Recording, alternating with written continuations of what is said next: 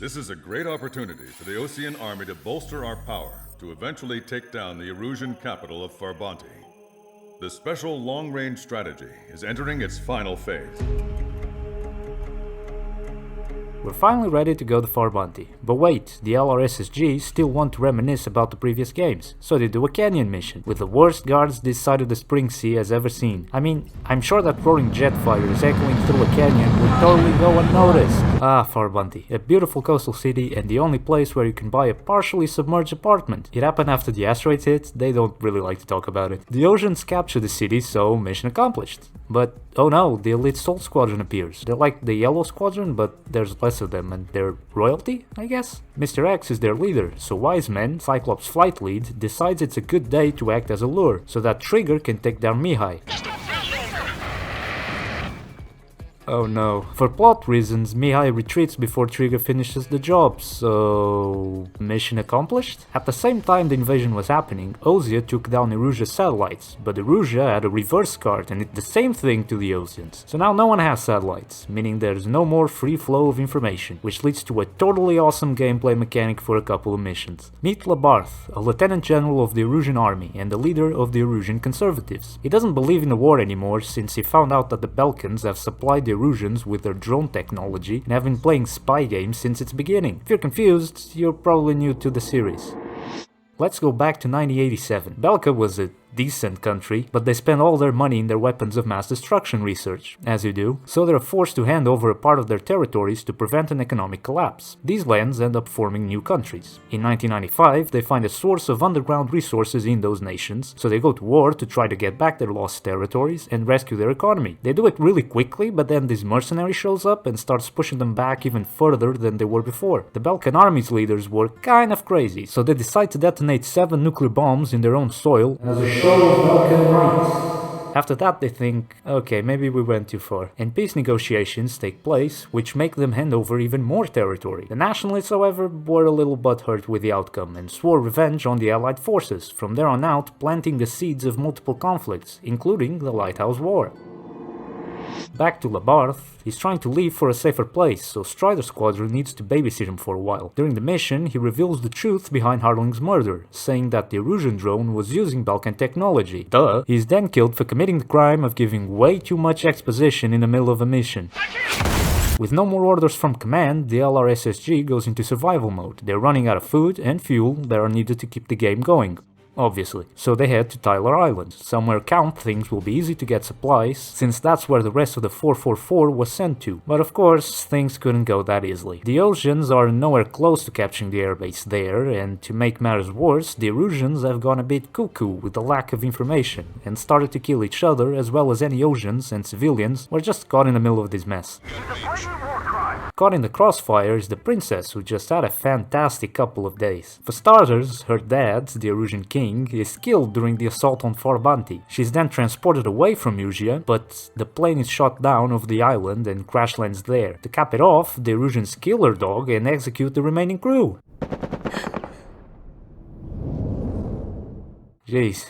But hey, at least some Ocean prisoners find her. Trigger ends up saving Avril and that entire group from complete annihilation before preventing some supply ships to reach the remaining arsenal berth. The refugees escape the island by ship and head over to the lighthouse. With them is the new guy, George, a Belkan refugee who prompts the big reveal that Tabloid is a Belkan. No wonder he's an anarchist. The princess is on a boat, having war flashbacks, missile. Until Avril starts talking about the space elevator. She thinks that Harling sacrificed himself in order to protect the lighthouse, and what it represents, a bridge to mankind's potential in space, while Cassette, who clearly didn't play Ace Combat 5, believes that he just turned around to destroy it. And thus Harling's mirror theorem is formed. Choosing to believe in destruction or salvation is like looking at a mirror into your own soul. You can use that one on your next Instagram post.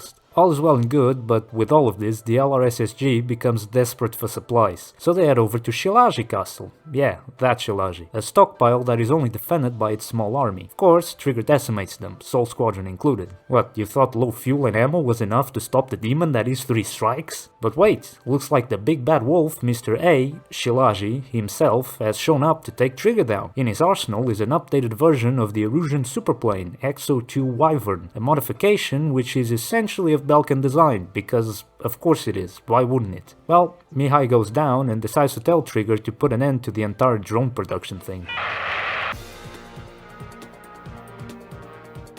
And so we go back to the place where it all started, the space elevator. It serves as a backdrop while an alliance of both Osean and Erusian fighter pilots, led by Trigger, take down the remaining Erusian radicals and their drones. There's so many drones in this game. The plan is to wait around until the Arsenal bird shows up and then blow him to the stratosphere with a combined all-out attack. Surprisingly though, no one remembered that it has this massive shield that it can deploy at any time, so that goes amazingly well. Oh, and did I mention the laser? It has a laser now. Luckily, the princess is at the ready inside of the space elevator itself, where a control panel for the energy system of the Arsenal bird is located. For some reason, so she just smashes everything in it and ta-da, the shield goes down. But first, ever the showman, Count tries to make a little magic show for the rest of the pilots. He's not so great at advertising himself though. It wasn't magic, it's a scam. Well, it did get the music right. Away with you.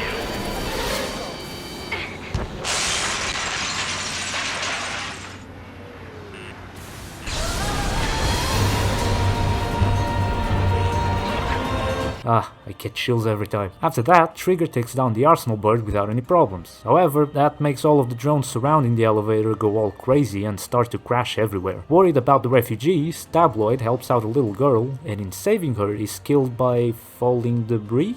I'm not sure. See, someone thought it would be an amazing idea to kill him off-screen, in the middle of you dodging 500 missiles, so I honestly have no idea what exactly happened. Plus, I don't really see the point in why he needed to be killed, especially if it's in this way, unless it was because it was Belkan. Oh, hang on, I might be onto something. You better watch out, George. You never know when the next Belkan is going to be killed like this. All I know is that Tabloid is definitely dead, and I'm obviously completely fine with that. Moving on! Now, the princess thinks this is the perfect time to do a little bit of skydiving, but of course she gets hit by two drones that are chasing Count, in what is the single lowest chance thing to happen in this entire game. That's saying a lot. Turns out there are even more special drones. ADF-11F Ravens, nicknamed Hugin and Munin. You know, the two ravens of Odin in Norse mythology. Eh? Pretty clever, right? I'm pretty sure that's what the developers thought anyway. They were developed and had Mihai's flight data installed into them by Schroeder, the other Belkan in the game. Creepy scientist dude is Belkan, big surprise, I know. With Count's plane damaged, Strider and Cyclops retreat and land on a beached aircraft carrier not far off and prepare for the final showdown. Now the real challenge begins.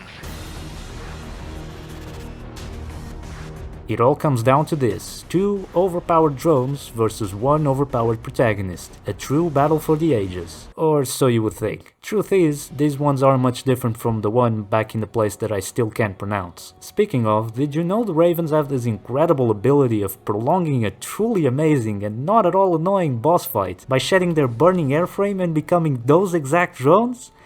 Yeah, Belkan technology is just fantastic. Trigger destroys one of the drones completely, while everyone forgets about the second one that already shed its skin and is now headed for the underwater tunnel that leads directly to the space elevator. That's right, we got ourselves a big ass tunnel with just the right size for an aircraft to fly through. If that's not the definition of an Ace Combat finale, then I don't know what is. Count follows Trigger because he has some sort of inferiority complex and just ends up being damaged by the drone before they get to the server room. It got me. There, the drone's plan is to upload its data.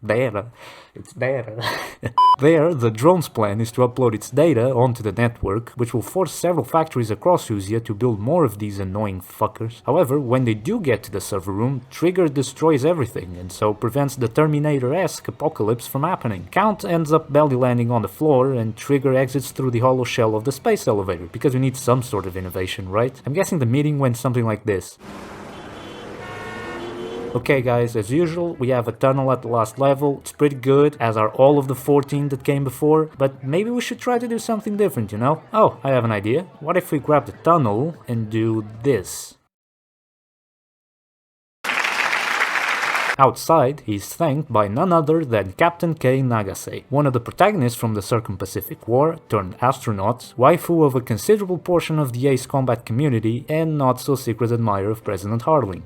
Oh, I wonder who's going to tell her. Well, that's a story for another time. With the future of space exploration secured, Trigger and his big happy family go home, waiting for the next Belkan to inevitably start a new war. Looking at you, George. Until that happens, I'm going to do like a set here and pretend my hand is an aircraft, while I reflect on whether autonomous drones are a good or bad thing for humanity. Things aren't looking too good for the drones. Was that good or was it too much information? Boom! I did it! It's the title of the show. See you next time for more of this incredible writing.